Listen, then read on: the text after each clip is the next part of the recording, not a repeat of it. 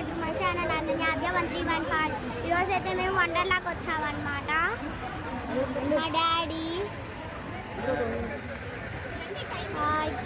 ఇది మా అక్క, ఇది మా చెల్లి.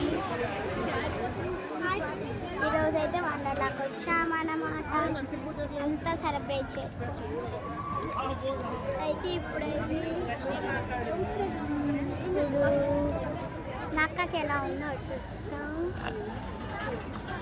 అక్క చెప్పు.